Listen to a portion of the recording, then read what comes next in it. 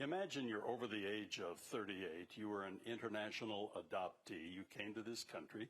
You've been raised as an American. You fully function as an American citizen.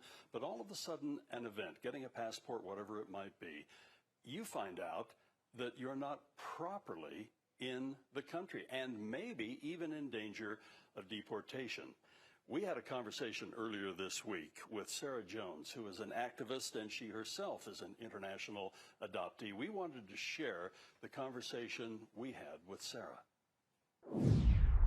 As I was reading through some of the information on the Adoptee Citizenship Act of 2021, I had no idea that an oversight, basically, the unintentional mistake that was in the legislation now 21 years ago, might be affecting 20,000 people. Sara, tell us what this act is and what the mistake was 20 some odd years ago and how that's affecting folks. Thank you, Doug.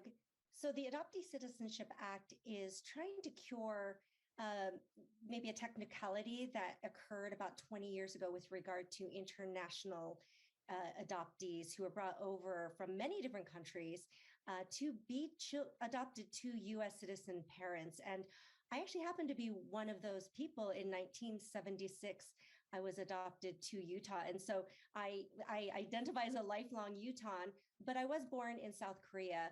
And what happened is that Congress actually had the positive intent to give automatic citizenship to children who were adopted, but they put in a date that said if you're an adult by this date, it doesn't apply to you, which if you look at that date span, covers about 200,000 children who were already in this country by then. And so most of us actually have been naturalized through the naturalization process. But if you didn't have a parent that did that for you or an adult that did that for you, you fell into this technical oversight and, unfortunately ended up without technical U.S. citizenship.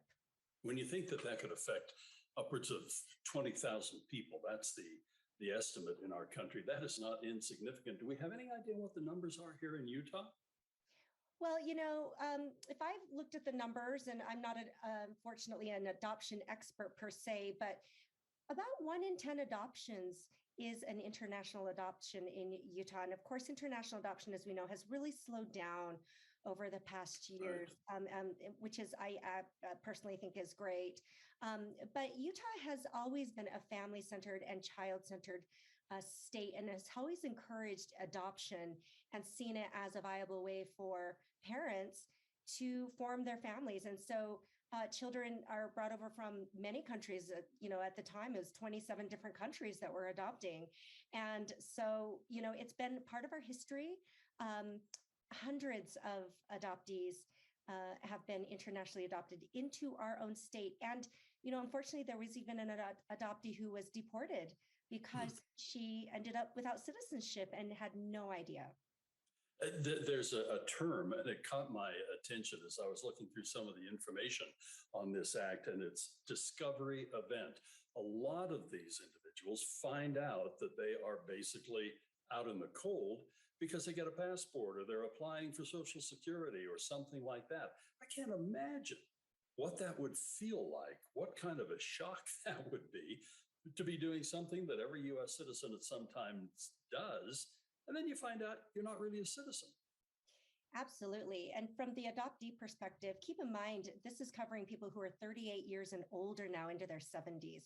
And so imagine living basically your entire life in the United States, believing that you are a U.S. citizen. And I'm an adoptee. And so I think most parents try their hardest. And I think we all believe this fundamental principle that when you adopt a child, they're no different than a biological child.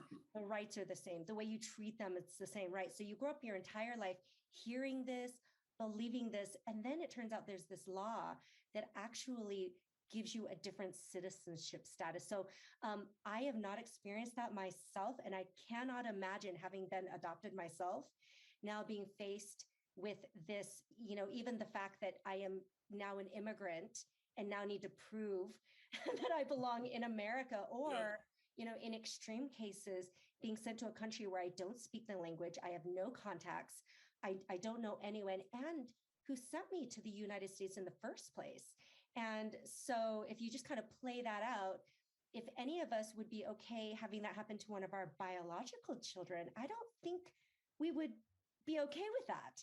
And yet somehow allowed that to happen to over 50 people who were brought here as children to form families.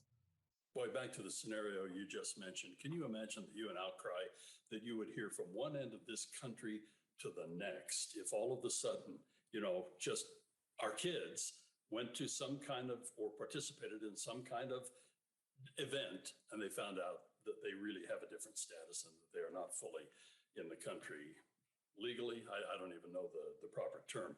You mentioned Utah and our reputation, which I think is very justified, that we are family friendly, that we truly care about kids and family and the well-being of the entire family body itself.